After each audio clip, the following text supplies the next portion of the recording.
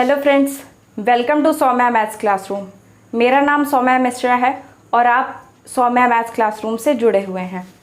ये क्लासरूम आपको class 11th और क्लास 12th की फ्री मैथ्स क्लासेस प्रोवाइड करता है और क्लास 11th में हम अब 3rd चैप्टर पर पहुंच गए हैं। क्लास 12th में हमने अभी अपना पहला चैप्टर एक देख लिया है मैट्रिक्स का।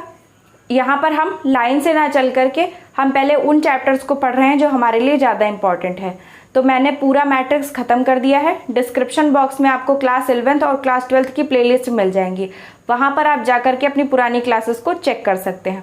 और अब हम क्लास 12th में पढ़ रहे हैं इंटीग्रेशन, समाकलन, जो कि हमारे लिए बहुत ही ज़्यादा इम्पॉर्टेंट है और बहुत ही स्कोरिंग चैप्टर है। इसके अलावा मैं आपको बता दूँ कि डिस्क्रिप्शन बॉक्स में आपको टेलीग्राम चैनल और उसके साथ साथ ग्रुप की भी लिंक मिल जाएगी। टेलीग्राम चैनल पर मैं हर चीज़ आपको, हर क्लास और हर चीज़ रेगुलरली प्रोवाइड करती हूँ और उसके अलावा टेलीग्राम ग्रुप पर हम डिस्कशन भी कर सकते हैं। हम समझ सकते हैं कि कोई चीज़ हमारी किस तरह से स्ट्रैटेजी हमारी होनी चाहिए, कौन सा चैप्टर हमें पहले पढ़ना चाहिए, किस सब्जेक्ट की किस तरह से तैयारी करनी चाहिए। तो टेलीग्राम से जुड़ना ज़रूरी है। उससे जुड़ने पर आप पर्सनली मेरे टच में रहते हैं। अगर कभी कोई क्लास नहीं हो पाती है, टाइम उसका चेंज होता है, रीशेड्यूल होती है, तो वो सारी इन्फॉर्मेशन आपको वहाँ पर मिल जाएंगी। तो चलिए हम अपनी क्लास स्टार्ट करते हैं। क्लास 12th में हम चैप्टर 7th पर पहुँच गए हैं, इंटीग्रेशन। जैसा कि आप जानते हैं कि 4 दिन क्लासेस बंद रही थी क्योंकि कल 12 अगस्त को मेरा एग्ज़ाम था SSC CHSL का और इसीलिए मैंने 4 दिन की छुट्टी ली थी। तो अब हम क्या करेंगे, मेहनत करके इन क्लासेस को कवर कर लेंगे। तो इंटीग्रेशन में हमारा टॉपिक चल रहा था इंटीग्रेशन बाय सब्स्टिट्यूशन, यानी कि एक जगह पर हम किसी दूसरी चीज़ को रख देते थे, उसके बाद हम उसे सॉल्व करते थे और इस तरह से हम अपना इंटीग्रेशन करते थे अपने किसी भी गिवन जो भी हमें दिया हुआ होता था क्वेश्चन उसका। तो इस पर मैंने पिछले उसमें 2 या 3 वीडियोस बना दी हैं, आप जा कर के चेक कर सकते हैं। प्लीज़ उन वीडियोस को ज़रूर देख लीजिए क्योंकि उनको आप देखेंगे तभी आपको ये चीज़ें समझ में आएंगी। वैसे मैं कोशिश करती हूँ कि हर क्वेश्चन में पूरा का पूरा मेथड आपको एक बार जल्दी समझा देती हूँ, लेकिन फिर भी क्योंकि क्लासेस को आपको अच्छे से देखना है तो पीछे जा कर के आप पीछे की क्लासेस को ज़रूर चेक कर लीजिए। हमारी एक्सरसाइज 7.2 चल रही थी जो कि काफ़ी लंबी एक्सरसाइज है, तो इस वजह से मैंने इसमें कुछ क्वेश्चंस बता दिए थे और अब हम चलते हैं अपने कुछ नए क्वेश्चंस देखते हैं। तो सबसे पहले बोर्ड को खाली कर लेते हैं और एक एक करके हर चीज़ को अच्छे से समझना स्टार्ट करते हैं। अब इसमें हमें क्या करना होता है, सब्स्टिट्यूशन करना होता है, यानी कि हमें अपने क्वेश्चन में से ही कुछ ऐसी चीज़ें ढूंढनी होती हैं जिनका अवकलन हो सकता है और अवकलन होने वाली चीज़ को प्रतिस्थापित कर दिया जाता है और उसकी जगह पर किसी दूसरी चीज़ को रख दिया जाता है। तो सबसे पहले मैं बुक ले लेती हूँ और देखती हूँ इसमें आपके लिए कौन सा क्वेश्चन इम्पॉर्टेंट है। हम चलते हैं क्वेश्चन नंबर 12 की तरफ। क्वेश्चन नंबर 12 जो है आपका काफ़ी इम्पॉर्टेंट क्वेश्चन है। अब ये क्वेश्चन क्या आपसे पूछ रहा है, आपको समाकलन करना है। समाकलन के लिए आपको ये चिन्ह लगाना ज़रूरी है। x³ - 1 पावर है 1/3 इंटू x की पावर 5। ये आपका क्वेश्चन है। यहाँ पर आगे समाकलन का चिन्ह लगाना ज़रूरी है क्योंकि ये चिन्ह लगाने के बाद ही पता चलेगा कि हम इसका समाकलन करने जा रहे हैं। और इंटू में dx भी लिखना ज़रूरी होता है क्योंकि अगर आपने आगे समाकलन का चिन्ह नहीं लगाया और पीछे dx नहीं लिखा तो समझ लीजिए हमारा क्वेश्चन अधूरा है। क्वेश्चन हमारा इतना ही है लेकिन ये चीज़ ये समझाता है कि हमें इसका समाकलन करना है। और कई बार ये भी होगा कि पेपर में आपको या तो इंस्ट्रक्शन दिया रहेगा निम्नलिखित का समाकलन कीजिए, ठीक है, और उसके बाद में केवल इतना क्वेश्चन दिया होगा x³ - 1 की पावर 1/3 इंटू x की पावर 5, इतना।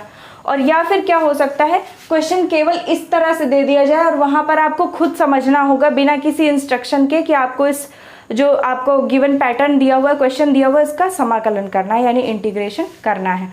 तो ये चिन्ह होता है समाकलन का। चलिए स्टार्ट करते हैं। अब सबसे पहले हमें ये चीज़ समझनी है, हमें अपने क्वेश्चन को इजी बनाना है। यहाँ पर आप देख रहे हैं कि एक फंक्शन यहाँ पर x³ - 1 की पावर 1/3 है, दूसरा फंक्शन है x की पावर 5। अब क्योंकि इन दोनों के बीच में कोई चिन्ह नहीं लगा है तो उसका मतलब इनके बीच में मल्टीप्लिकेशन हुआ है। अब हमारे पास कोई ऐसा रूल नहीं है जिसमें हमारे पास पहले एक फंक्शन हो जिसको हम f1x कह सकते हैं, इनटू में एक दूसरा फंक्शन हो f2x और उसका हम समाकलन कर सकते हो। यानी हमारे पास कोई भी ऐसा सूत्र नहीं है जिसमें हम दो फंक्शन का गुणा हो और उनका हम समाकलन कर सकें। तो इसके लिए हमारे पास एक ही तरीका है कि हमें कोई अपना नया मेथड निकालना होगा। अब वही मेथड है हमारा प्रतिस्थापन द्वारा समाकलन। अब इसमें हमें प्रतिस्थापन करना है। किस चीज़ का हम प्रतिस्थापन कर सकते हैं? जिस चीज़ का अवकलन हो सकता हो उसका ही प्रतिस्थापन किया जाता है। ये तो एक आपके लिए ट्रिक हो गई है, की पॉइंट हो गया कि जिस चीज़ का अवकलन हो सकता है हम उसी का प्रतिस्थापन करते हैं। लेकिन कई बार ऐसा होता है कि आपके क्वेश्चन में कई ऐसे फंक्शंस होते हैं या दोनों फंक्शंस ऐसे होते हैं जिनका अवकलन हो सकता है। जैसे कि यही क्वेश्चन है, इसमें आप x³ - 1 की पावर 1/3 का भी आसानी से अवकलन कर सकते हैं और x की पावर 5 का भी आसानी से अवकलन कर सकते हैं। तो किस चीज़ का अवकलन करना है ये आपको समझना होगा। हम ये देखते हैं कि अगर यहाँ पर ये x³ है, अगर हम x³ - 1 को t मान लें तो यहाँ से क्या हो सकता है, x³ की वैल्यू आ सकती है। और जब हम x³ का यानी मानेंगे तो हम x³ - 1 पूरे को t मानेंगे, ठीक है। क्योंकि अगर हमने केवल x³ को मान लिया तो बाद में पीछे ये गड़बड़ करेगा। तो हम क्या करेंगे, पूरे को जड़ से हटा देंगे, यानी पूरे को निपटा देंगे, x³ - 1 पूरे को t ले लेंगे। लेकिन अगर इसमें हम t से मान ले, यानी इसकी जगह पर मैंने आपको पिछली क्लासेस में बताया है कि जब हम प्रतिस्थापन करते हैं तो उसकी जगह पर जिस चीज़ को हम हटाते हैं उसकी जगह पर t रख देते हैं, स्मॉल t। तो अगर हम इसको प्रतिस्थापित करते हैं तो हम जानते हैं कि जब हमारा x³ का हम अवकलन करेंगे तो x³ के अवकलन में क्या होगा, ये 3 आगे आ जाएगा और x की पावर क्या हो जाएगी, 3 - 1 हो जाएगी। आप जानते हैं कैसे अवकलन होता है, x की पावर n का अगर अवकलन करेंगे यानी d/dx इसका करेंगे, अवकलन का चिन्ह होता है, तो क्या हो जाता है, n आगे आ जाता है, x लिख दिया जाता है और उसकी पावर n से 1 कम हो जाती है, यानी कि 3 बाहर आ गया और x की पावर 3 - 1 हो गई, यानी 3x² हो गया। तो आप देखेंगे कि यहाँ पर आपको स्क्वायर मिलेगा, ठीक है। यानी कि आप जब अवकलन करेंगे, प्रतिस्थापन करेंगे तो स्क्वायर आपको मिलेगा। और क्यूब को आपने पहले से t मान रखा है, तो इससे हमारा क्या फ़ायदा होगा, अगर हमारे क्वेश्चन में कहीं x³ और x² होगा तो हम उसे हटा सकते हैं t से। अब यहाँ पर x³ - 1 तो ये है, इसी को हमें t मानना है, तो इसे तो हम हटाएंगे ही नहीं क्योंकि t तो इसकी जगह पर हम पहले से रखेंगे। अब जो हमारा x² और x³ बनेगा उसका हम क्या करेंगे, तो आइए देखते हैं। हमारा क्वेश्चन हम इसे इस तरह से भी लिख सकते हैं, x³ - 1 की पावर 1/3 इंटू x की पावर 5 है। क्या हम x की पावर 5 को x की पावर क्यूब इंटू x की पावर स्क्वायर नहीं लिख सकते, यानी कि x³ - 1 की पावर 1/3 तो वैसा ही है, और x की पावर 5 को हमने दो पार्ट्स में स्प्लिट कर लिया, x³ इंटू x²। आप जानते हैं कि जब दो चीज़ों का बेस एक ही होता है यानी आधार समान होता है तो आधार वही रहता है और घातें क्या होती हैं, जुड़ जाती हैं, जुड़ करके ये 5 हो जाएंगी। यानी कि दो चीज़ें हैं जिनके बीच में गुणा लगा है, दो फंक्शन हैं जिनके बीच में गुणा लगा है, दोनों के आधार समान है यानी दोनों का बेस इक्वल है। तो इनको कैसे सॉल्व करेंगे, बेस इक्वल है तो हम उसी बेस को यहाँ पर लिख लेंगे और दोनों की जो पावर है उनको ऐड कर दिया जाएगा, तो 3 और 2 को ऐड करेंगे तो 5 बन जाएगा। तो अगर हम x³ इंटू x² को x की पावर 5 लिख सकते हैं तो x की पावर 5 को स्प्लिट करके x³ इंटू x² भी लिख सकते हैं। अब हम क्या करेंगे, अब हम मान लेंगे, जो कि हमें मैथ्स में करना ही होता है, क्या मानेंगे, x³ - 1 is equals to small t। यानी हमने क्या किया, इस क्वांटिटी की जगह पर t रख दिया, x³ - 1 is equals to t रख दिया। अब हम क्या करते हैं, जिस चीज़ को हम t मानते हैं उसका अवकलन करते हैं। तो यहाँ पर हम लिख लेते हैं अवकलन करने पर, अवकलन करने पर जब हम अवकलन करेंगे तो क्या होगा, x³ का अवकलन मैंने आपको बताया, क्यूब का 3 बाहर आ जाएगा, x की पावर 3 - 1 हो जाएगा, -1 का अवकलन, क्योंकि 1 क्या है यानी एक क्या है, एक संख्या है, एक अंक है और अंकों का मान स्थिर होता है और जिस चीज़ का भी मान स्थिर होता है उसका अवकलन नहीं किया जा सकता। तो इसका अवकलन क्या हो जाएगा, 0 हो जाएगा। इज इक्वल्स टू, पहले यहाँ पर हम क्या करते हैं, फिर हम जानते हैं कि हमारा जो ये एक्सप्रेशन था ये क्या था, x का एक फंक्शन था। तो इसका मतलब ये कहीं ना कहीं x से रिलेटेड है। यहाँ पर जैसे x की पावर 3 तो दिया हुआ था सीधा सीधा, और यहाँ पर x नहीं था लेकिन फिर भी कहीं ना कहीं है x, क्योंकि जहाँ पर x नहीं है, जैसे आपने यहाँ लिखा 1, अब यहाँ पर x नहीं है तो आप x कैसे ला सकते हैं, x की पावर 0 से इसमें गुणा कर दीजिए। आप जानते हैं कि किसी भी चीज़ की पावर जब 0 होती है तो उसका मान 1 होता है। चाहे 1 करोड़ की पावर 0 लिखिए तब भी उसका मान 1 होगा, x की पावर 0 लिखिए, y की पावर 0 लिखिए, किसी भी चीज़ की पावर जब 0 होगी तो उसकी वैल्यू 1 होती है।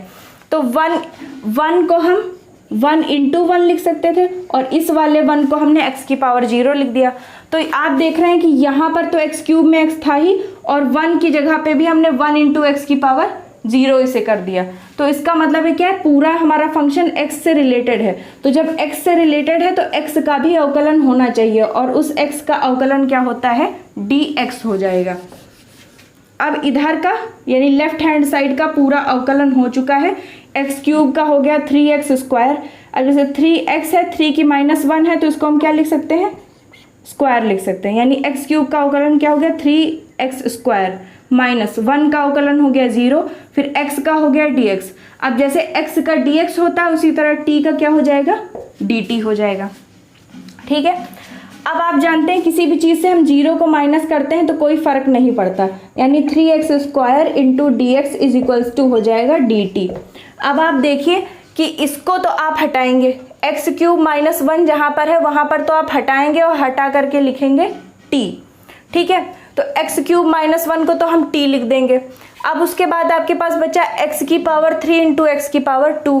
तो x की पावर 3 आपको यहीं से मिल जाएगा। आप जानते हैं x की पावर 3 -1 है, तो यहाँ से अगर हम x की पावर 3 की वैल्यू निकालें तो क्या हो जाएगा t, और ये -1 उधर जाएगा तो +1, यानी x³ तो आपके लेफ्ट हैंड साइड में था ही, t आपके राइट हैंड साइड में था ही।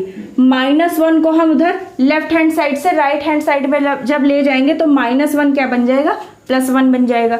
तो इतने की जगह पर t आ जाएगा, x³ की जगह पर t+1 आ जाएगा और x² की जगह पर क्या आएगा, आप देख रहे हैं यहाँ पर आपको x² मिल रहा है और उसके साथ * में dx भी मिल रहा है, लेकिन आगे यहाँ पर 3 लगा हुआ है, यानी कि ये 3 क्या है, एक्स्ट्रा है। इस 3 को हमें पहले उधर भगाना पड़ेगा। तो उधर हम इसे कैसे भगाएंगे ये भी देख लेते हैं।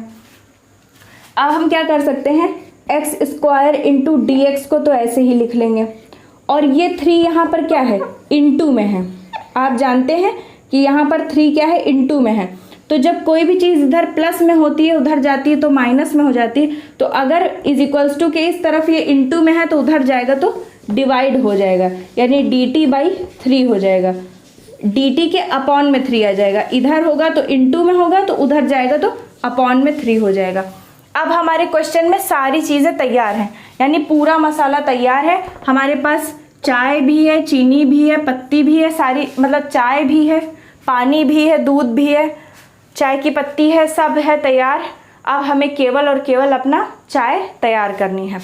तो पहले सभी चीज़ों को आप नोट कर लीजिए। इसको आप मान सकते हैं समीकरण 1।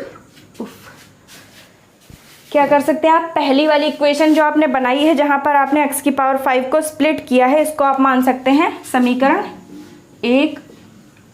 यहाँ पर आपको मिल गया समीकरण 2 और यहाँ से एक तीसरा मान मिल गया समीकरण 3। अब आप जल्दी से इसका स्क्रीनशॉट ले लीजिए।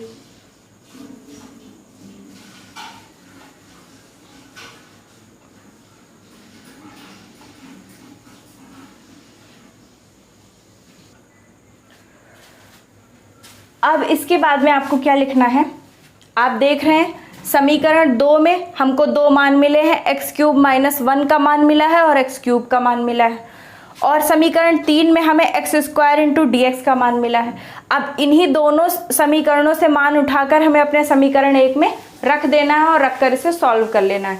तो हम क्या कह सकते हैं, समीकरण 2 और 3 से मानों को लेकर के समीकरण 1 में रखने पर अब रखेंगे, x³ -1 की जगह रखा जाएगा t, तो इतने को हम इरेज कर लेते हैं। यहाँ पे लगाएंगे समाकलन का चिन्ह।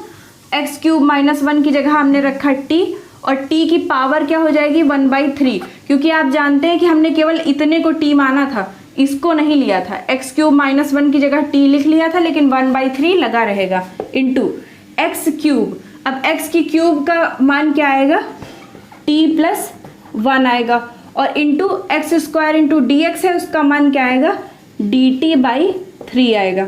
अब ये हमारा पूरा क्वेश्चन तैयार है, और आप देख रहे हैं कि पूरा क्वेश्चन टी के फॉर्म में हो गया है। जहां आपको एक क्वेश्चन दिया था एक्स के फॉर्म में, वही हमने अपने क्वेश्चन को क्या किया है टी के फॉर्म में बदल लिया है। और टी के फॉर्म में बदलने के बाद अब आप एक चीज़ देख रहे होंगे कि दीदी एक चीज़ तो बदली ही नहीं। अब वहाँ भी हमारे पास क्या था, दो फंक्शन थे एक्स के, जो बीच में उनके मल्टीप्लिकेशन था, यानी एक तरफ एक फंक्शन था, दूसरी तरफ दूसरा फंक्शन था, दोनों के बीच में गुणा था।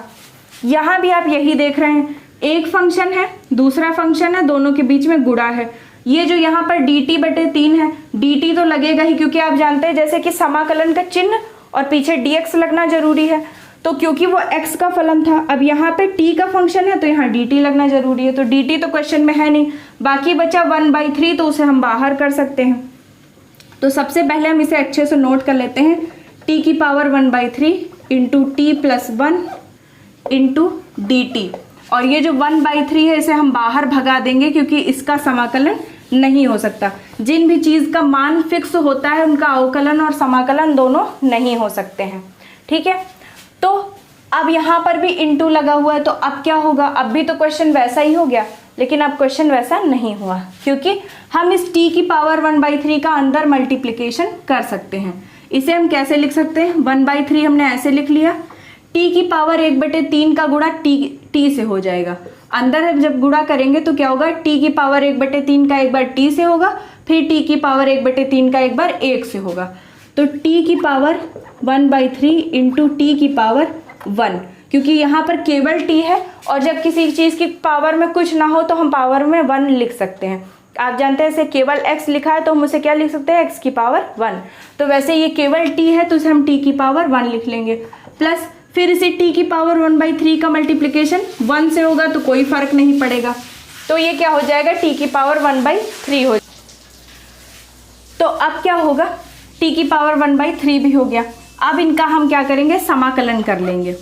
तो समाकलन कैसे होगा, पहले तो इनको गुणा करना पड़ेगा। यहाँ तो पूरा फ्रेश t की पावर 1/3 है, लेकिन इन दोनों को गुणा करना पड़ेगा। तो मैंने आपको बताया था जैसे 1/3 में पावर 1 ऐड करेंगे, ठीक है। किसी दिन मैं सोच रही हूँ आपके लिए एक अलग से सेशन ले लूँ, जैसे बहुत पहले अभी जब से मेरे एग्ज़ाम आ गए तब से मैंने ये सेशन बंद कर दिया है, वरना मैं सैटरडे स्पेशल सेशन चला रही थी। तो उसमें क्या होता था, हम सैटरडे को कोई एक ऐसी चीज़ लेते थे जो कॉमन होती थी, और हर तरह की मैथ्स, आप चाहे ग्रेजुएशन में हो, चाहे पोस्ट ग्रेजुएशन में हो, चाहे आप कॉम्पिटिटिव एग्जाम्स में हो, चाहे 6th 7th 8th 9th 10th 11th 12th में हो, हर जगह पर काम आने वाली मैथ्स के कुछ ट्रिक्स को हम सीखते थे। तो मैं सोच रही हूँ जैसे इधर पीईटी का भी एग्ज़ाम आ रहा है, उसके अलावा जो हमारे नॉर्मल बच्चे जो क्लास 9th से लेकर 12th तक होते हैं उन्हें भी बड़ी प्रॉब्लम होती है इन भिन्नों को जोड़ घटा गुणा भाग करने में। तो मैं सोच रही हूँ कि एक सेशन इस पर ले लूँ। तो इस संडे को, परसों ही है संडे, या फिर सैटरडे को, दोनों दिन आप बिल्कुल अलर्ट रहिएगा, आपको ये सेशन मिल सकता है, ठीक है। तो जल्दी से समझ लेते हैं कि इसे कैसे सॉल्व किया जाता है। जैसे ये 1/3 है, अपॉन में प्लस में 1 है, 1 के अपॉन में हमने 1 मान लिया, और क्या करेंगे, इनका क्रॉस गुणा करेंगे। 1 का गुणा 1 से होगा, 1 रहेगा। 3 का मल्टीप्लिकेशन 1 से होगा, 3 हो जाएगा। अपॉन लगा दिया, 1 का 1 से हो गया 1, 3 का 1 से हो गया 3। अब दोनों का नीचे हो जाएगा, नीचे वालों का नीचे नीचे, यानी 3 इंटू 1 हो जाएगा 3। तो इसको ऐड करने पर क्या आ जाएगा, 4/3 आ जाएगा। यानी जब t की पावर 1/3 प्लस इंटू टी की पावर 1 का जब मल्टीप्लिकेशन होगा तो क्या आ जाएगा, t की पावर 4/3। अब ऐसा क्यों हुआ, ये दोनों जुड़ क्यों गए, ये मैंने आपको अभी बताया था कि जब दो चीज़ों का गुणा हो रहा हो और अगर उनके आधार समान हो, यहाँ पर आप देख रहे हैं आधार क्या है, समान है, तो आधार हम वही लिख लेते हैं और घातों को जोड़ देते हैं। तो हमने आधार t लिख लिया लेकिन घातों को जोड़ लिया, और प्लस यहाँ पर क्या है, पीछे t की पावर 1/3 है, उसे लिख लिया, और इनटू में लगा लिया dt। अब जल्दी से हम इसका समाकलन कर लेते हैं और समझ लेते हैं कि हमारा आंसर क्या आएगा। इसका जब हम समाकलन करेंगे तो आप देख रहे हैं आगे 1/3 लगा है, जिसका कुछ नहीं हो सकता, उसको हमने ऐसे ही लगा लिया। अब उसके बाद t की पावर 4/3 का समाकलन होगा, तो t की पावर 4/3 + 1 और अपॉन में 4/3 + 1 आएगा। अब पिछली क्लासेस में देख लीजिएगा ऐसा क्यों होता है, मैंने आपको बताया कि समाकलन किस तरह से किया जाता है। उसी तरह t की पावर 1/3 का जब होगा तो t की पावर 1/3 + 1 और अपॉन में 1/3 + 1 होगा। यानी जो भी चीज़ होती है पावर में उसी में एक ऐड कर दिया जाता है और जो यहाँ पर आता है उसी से भाग कर दिया जाता है। इसी तरह यहाँ पे पावर 1/3 थी तो 1/3 में 1 ऐड कर दिया गया और उसी से नीचे भाग कर दिया गया। आप जानते हैं आप लास्ट में c लगाना कंपलसरी होता है, ठीक है, तो हमने c लगा दिया। अब इसे सॉल्व करेंगे तो 1/3 t की पावर, अब यहाँ पे 4/3 + 1, अब इस 1 के अपॉन में भी 1 मानेंगे तो क्या हो जाएगा 1 × 4 4 + 3 × 1 3 अपॉन में 3 × 1 3, तो 4 और 3 जोड़ेंगे 7/3 आ जाएगा। यानी t की पावर 7/3 और बटे में 7/3। और फिर जब t की पावर 1/3 + 1 करेंगे तो t की पावर 1/3 + 1 हमने यहाँ भी किया था और उसी को जोड़ने पर 4/3 आया था। तो क्या आएगा t की पावर 4/3 और अपॉन में 4/3। आई होप आपको ये दिख रहा होगा, बहुत ज़्यादा हल्का ना हो गया हो। हम इसे दोबारा नोट कर देते हैं, आप तब तक आगे का क्वेश्चन नोट कीजिए। इसे क्या लिखा गया है, t की पावर 7/3 अपॉन 7/3 प्लस t की पावर 4/3 अपॉन में 4/3 और यहाँ पर इनटू में लगा हुआ है 1/3, ठीक है, प्लस c होता है लास्ट में। अब जब हम इन्हें ऐड करेंगे और सॉल्व करेंगे तो क्या होगा, मैंने आपको बताया था कि यहाँ क्या है 7/3 है अपॉन में। जब कोई चीज़ बटे में होती है अगर हम उसको उल्टा कर दें तो वो गुणे में हो जाती है, यानी ये 7/3 है। आप इसको लिख सकते हैं 1/3, ब्रैकेट लगाइए, ये बटे में 7/3 है, इसको आप चाहें तो गुणे में 3/7 लिख सकते हैं और पावर में क्या हो जाएगा 7/3। यानी t की पावर 7/3 है, अपॉन में 7/3 है, इसको क्या करिए 3/7 लिख दीजिए और गुणे में लिख दीजिए। इसी तरह यहाँ पे 4/3 है, इसको हम उल्टा कर दें तो इसे हम लिख सकते हैं 3/4 और उल्टा करके इसे गुणे में लिख दीजिए t के पावर 4/3 और लास्ट में लगा दीजिए प्लस में c। अब इससे ज़्यादा आप इसे सॉल्व नहीं कर सकते, ठीक है, इससे ज़्यादा आप इसे सॉल्व नहीं कर सकते। बस एक ही काम हो सकता है कि यहाँ अपॉन में 3 है और आप देख रहे हैं यहाँ पर दोनों में इनटू में 3 है। अगर इस इनटू वाले 3 को हम कॉमन लें तो ये अपॉन वाले 3 से कैंसिल हो जाएगा, तो कॉमन लेने की जगह हम ऐसे भी काट सकते हैं। ऐसे ही काट देंगे तो क्या हो जाएगा 1/7 t की पावर 7/3 प्लस 1/4 t की पावर 4/3 प्लस c। तो ये हो गया आपका फाइनल आंसर और आप इसका स्क्रीनशॉट ले लीजिए या फिर इसको नोट कर लीजिए जल्दी से। अब शायद बच्चों आप ऐसा सोचते हो कि मैम एक ही क्वेश्चन पे बहुत ज़्यादा टाइम वेस्ट कर देती हैं। 23 मिनट की हमारी क्लास हो चुकी है और अभी हमारा केवल एक ही क्वेश्चन सॉल्व हुआ है, लेकिन मुझे पता नहीं क्यों ऑफलाइन क्लासेस में मैं आश्वस्त रहती थी कि आपको समझ में आ रहा होगा, क्योंकि बच्चे सामने होते हैं, हम उनसे बात करते रहते, पूछते रहते, समझ में आ रहा है ना। अब अभी मुझे कुछ अंदाज़ा नहीं है, आप पता नहीं पिछली क्लासेस देख के आए हैं या नहीं, तो प्लीज़ इंश्योर कीजिए कि आपने पिछली क्लासेस ज़रूर देख ली हो ताकि आपको ये क्लासेस समझ में आए और मैं भी थोड़ा आश्वस्त रहूं। और आप लोग कमेंट सेक्शन में ये ज़रूर बता दिया कीजिए कि क्लासेस कैसी लग रही हैं, आपको समझ में आ रहा है सब कुछ प्रॉपरली या नहीं। और सबसे बड़ी बात ये भी है कि मैं ये सोचती हूँ कि अगर आपने एक क्वेश्चन अच्छे से समझ लिया तो क्या होगा, आगे के बहुत सारे क्वेश्चन आप अपने आप सॉल्व कर सकते हैं। तो इसके आगे हम कुछ क्वेश्चंस और समझेंगे और उसके बाद में हम क्या करेंगे, मैं आपको क्वेश्चन का केवल आगे का पार्ट बता दिया करूंगी। यानी जैसे कि अभी हम कुछ क्वेश्चन इसके बारे में इस चैप्टर में और लगाएंगे क्योंकि ये चैप्टर हमारे लिए बहुत ही इंपॉर्टेंट है। फिर उसके बाद मैं क्या करूंगी, क्वेश्चन में केवल आपको उतना पार्ट समझा दूंगी जितने में आपको क्या करना होगा, सब्स्टिट्यूशन करना होगा यानी प्रतिस्थापन, क्योंकि आपको वो चीज़ समझने में अभी थोड़ी प्रॉब्लम होगी कि हम किस चीज़ को बदलें, किस चीज़ को का सब्स्टिट्यूशन करें यानी किस चीज़ का प्रतिस्थापन करें।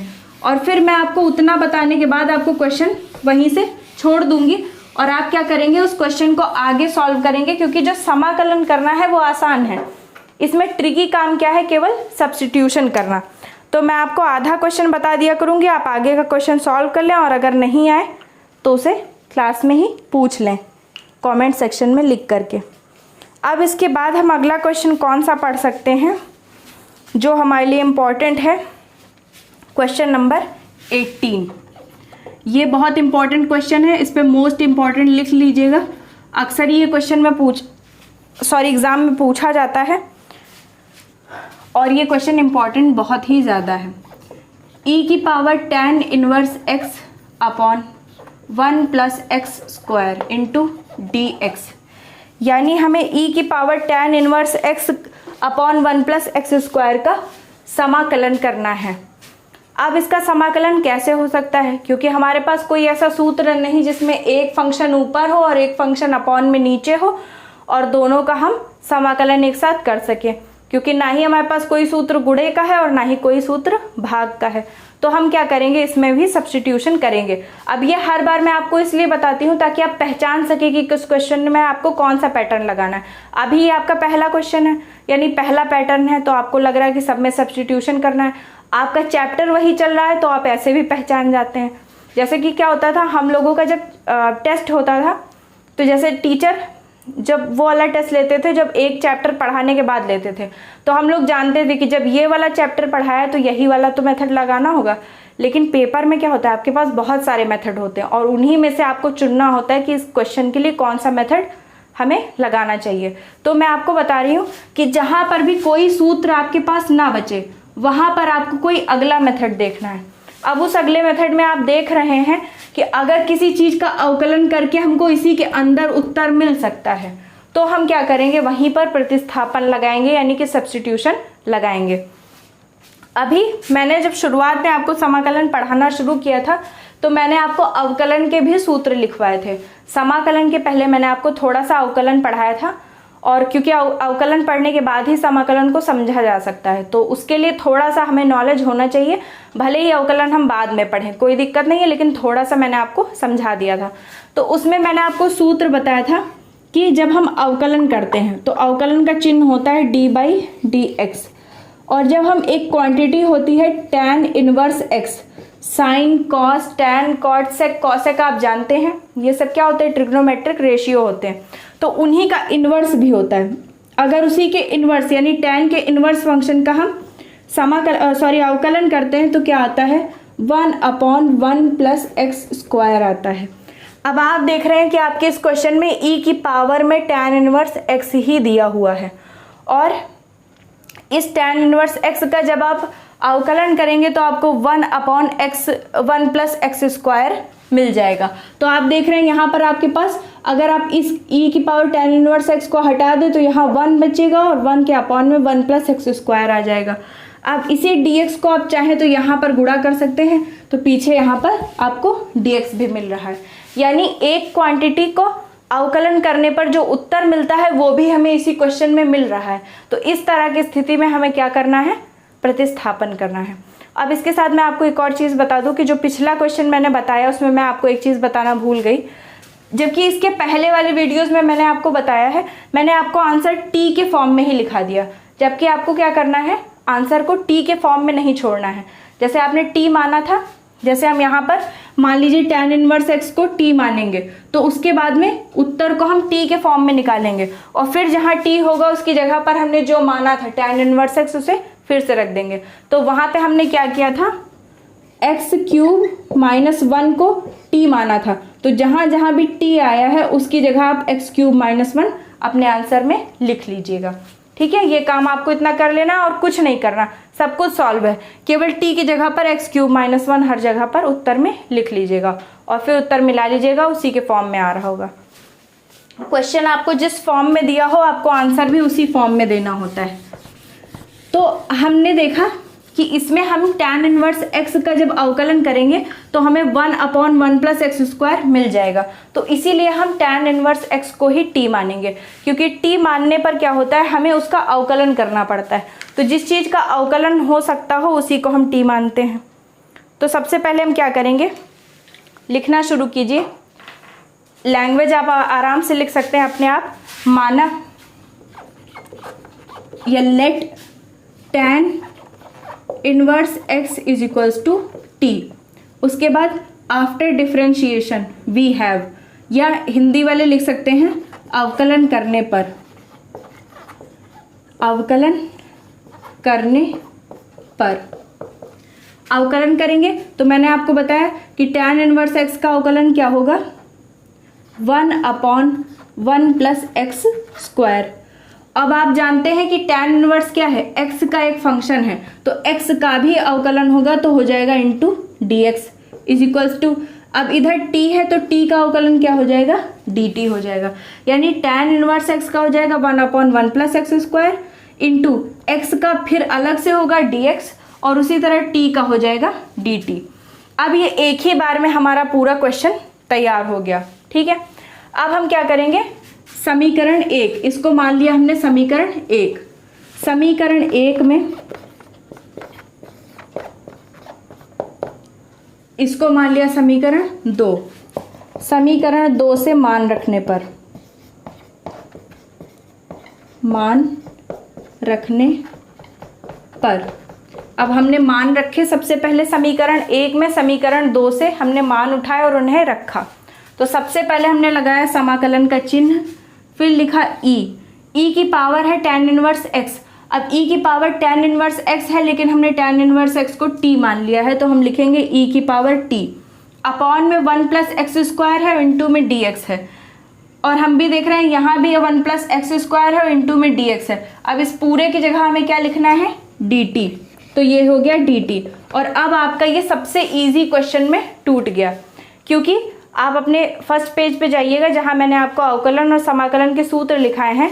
जो हमारा एक्सपोनेंशियल होता है, यानी e होता है, स्मॉल e, जिसे हम एक्सपोनेंशियल या चरघातांकी बोलते हैं, इसका समाकलन और अवकलन एक ही होता है और वो खुद ही आ जाता है। यानी e की पावर t का जब आप समाकलन करेंगे तो भी e की पावर t आएगा, और e की पावर t का जब आप अवकलन करेंगे तब भी e की पावर t ही आएगा।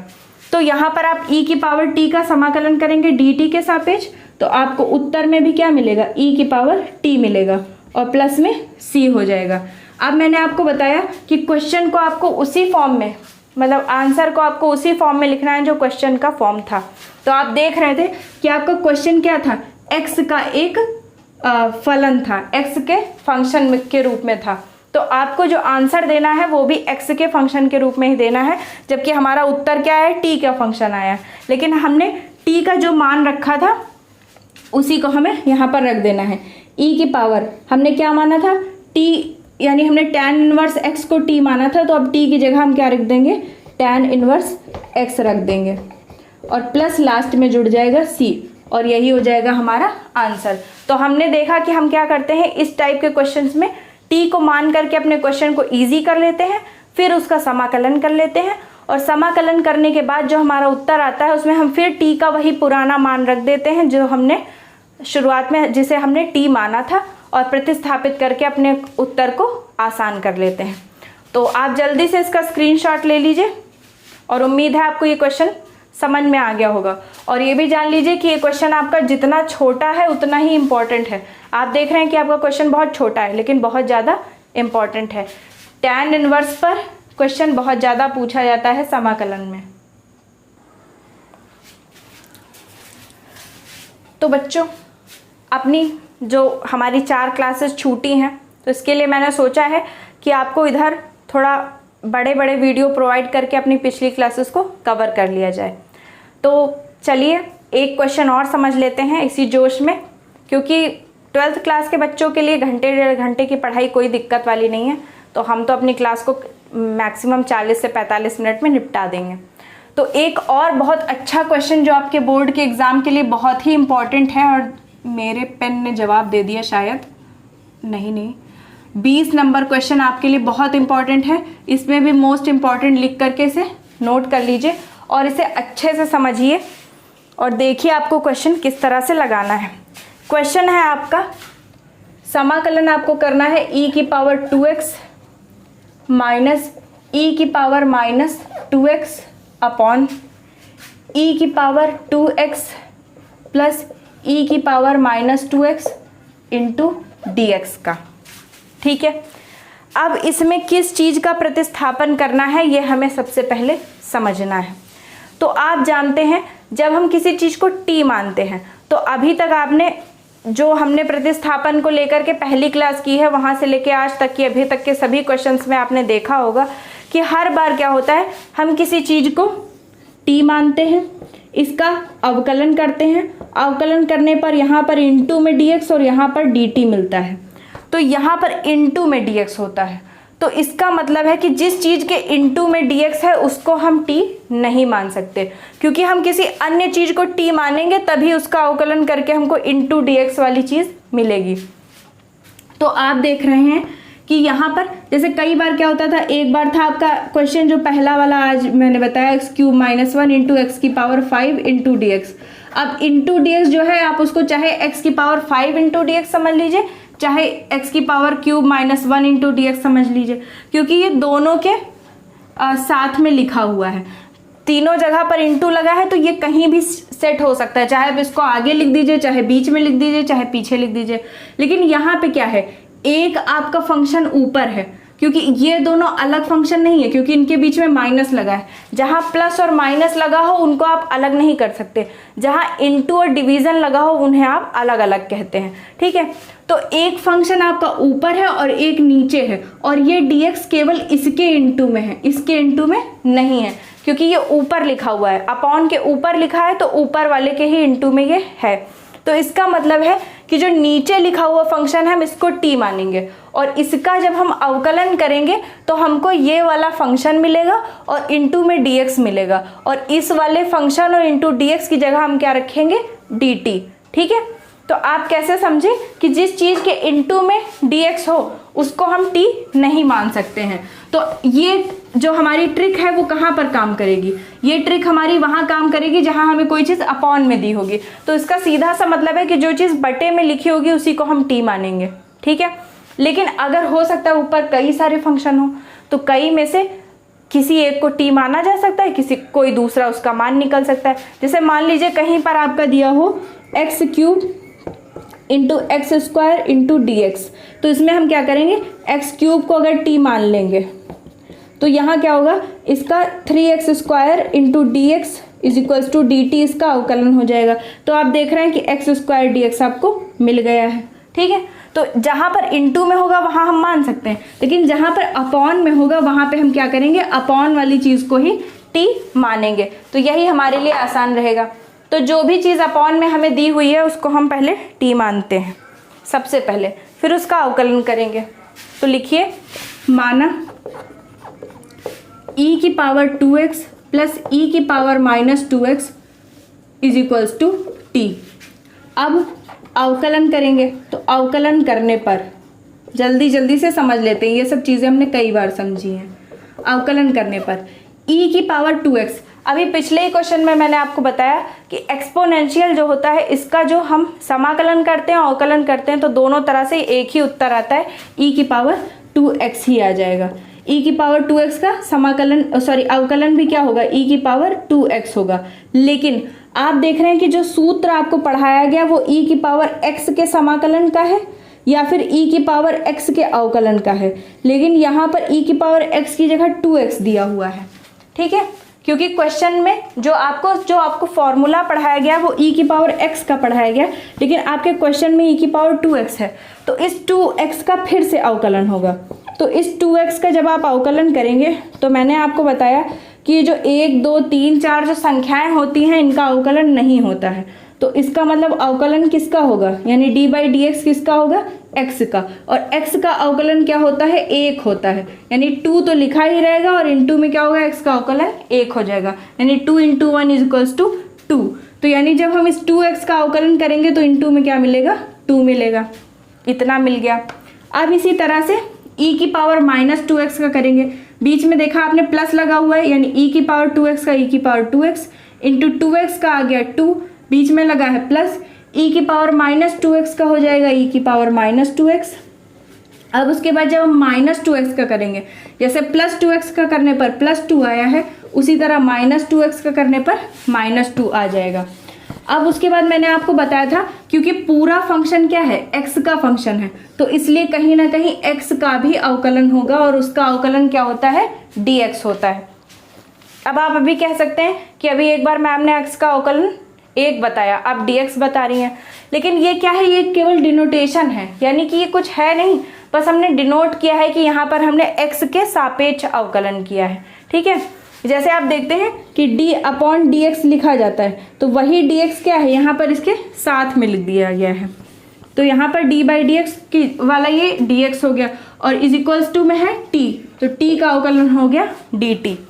अब इसको जब हम हल करेंगे तो हल करने पर क्या होता है, आप देखेंगे यहाँ पर 2 है और यहाँ पर 2 है, तो 2 को हमने कॉमन ले लिया, 2 को कॉमन लेने पर आया e की पावर 2x, क्योंकि यहाँ पर इंटू में 2 था, 2 बाहर आ गया, बचा e की पावर 2x।